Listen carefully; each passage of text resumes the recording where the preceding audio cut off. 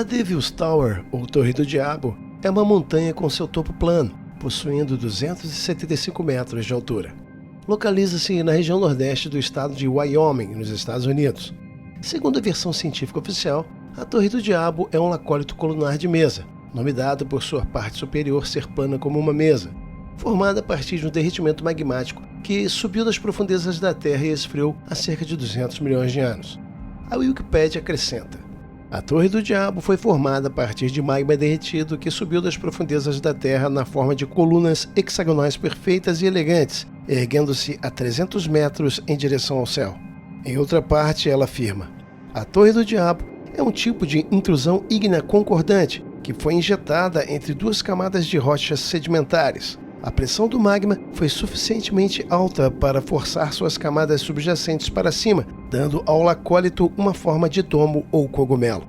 Tudo que você acabou de ouvir é muito bonito, porém muito longe de uma realidade. A pergunta é: por que o derretimento do magma formou uma estrutura constituída de colunas no formato hexagonal perfeito? Isso, no mínimo, é impossível. Eis a verdadeira forma do magma depois de ser resfriado.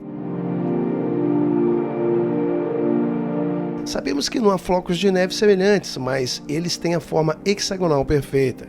As abelhas, mesmo sem saber matemática, identificaram instintiva e corretamente que o hexágono regular tem um menor perímetro entre figuras de áreas iguais, de modo que este formato pode ser preenchido de forma eficiente e econômica. Assim, as abelhas preenchem todo o espaço necessário com milhares de blocos hexagonais na construção da colmeia, gastando o mínimo de cera possível, pois a forma hexagonal é a que mais economiza espaço na natureza.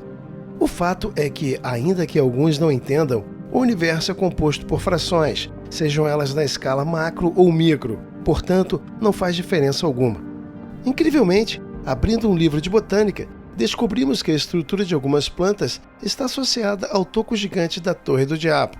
Eis a parte superior do toco.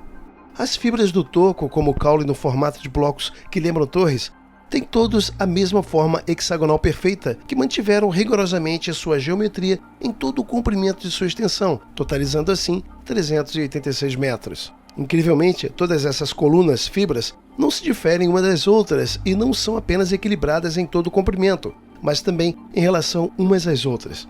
Cada toco de fibra é coberto com uma espécie de casca fina, da mesma forma como a fáscia, lâmina de tecido fibroso que tem a função de fixar alguns músculos, sendo, portanto, a bainha do tecido conjuntivo na qual se formam as capas das fibras musculares.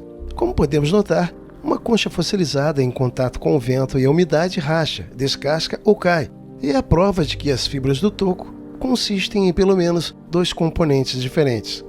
As fibras não vêm do solo verticalmente, ao contrário disso, elas seguem gradualmente em uma direção que indica claramente que se inclinaram para seguir a direção radicular. Em outras palavras, elas seguiram a direção onde se encontram os raios solares, assim como as árvores fazem quando estão crescendo. Mas é inútil discutir com geólogos ou cientistas, pois eles insistem em dizer que a Torre do Diabo é uma formação magmática que explodiu da Terra há 200 milhões de anos.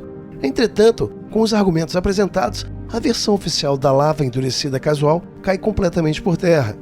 Temos outro exemplo 100% semelhante ao das fibras vegetais hexagonais da Torre do Diabo, sendo de igual modo o resto de toco de uma árvore gigante que um dia existiu próxima ao mar há muito tempo. Ela é a Giant's Causeway, a famosa trilha do gigante na Irlanda.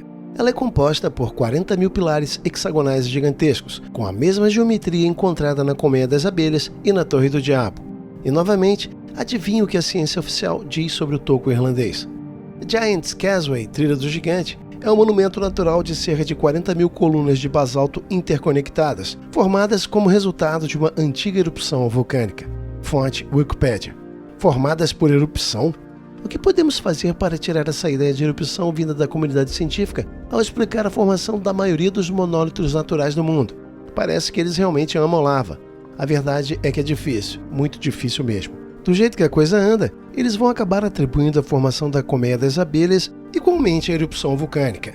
A verdade é que tanto a colmeia das abelhas como a calçada do gigante da Irlanda não se diferenciam da Torre do Diabo. Basta olhar para esta obra-prima da geometria. Então, para recapitular, isso é erupção de lava. E é assim que ela flui. e é assim que ela se solidifica. Agora vamos comparar com a Torre do Diabo e a Trilha do Gigante.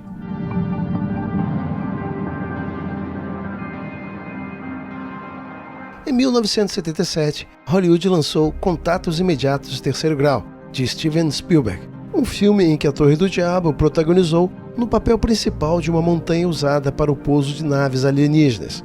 Ao que parece, a coerência passou longe ali, dando muito mais ênfase aos UFOs do que à razão científica, que é visivelmente renegada em relação à formação desta colossal estrutura. Agora vamos medir a altura do toco que um dia foi uma árvore gigante. Usando a altura e o diâmetro do toco da Torre do Diabo, podemos saber o tamanho que um dia esta monumental árvore gigante possuiu. Para isso, usamos uma fórmula onde o diâmetro da altura do toco é aproximadamente igual a 1/20 de toda a árvore. No caso da Torre do Diabo, são 300 metros na base. Dado o fato de que o grande toco se elevou ao longo de um período de 7.500 anos, é claro que é muito mais largo. Entretanto, mesmo que multipliquemos os modestos 300 metros por 20, teremos a altura da árvore, incríveis 6 km de altura. Sendo assim, ainda que pesquisadores convencionais neguem, dentro das razões lógicas e científicas, é totalmente cabível que a Torre do Diabo, em Wyoming, nos Estados Unidos, é um toco de árvore gigante de eras antediluvianas, pois tem todas as características de um toco de madeira convencional, como qualquer um pode ver. Por outro lado, não podemos subestimar o engessamento tenaz que a Matrix insiste em subjugar aos menos informados.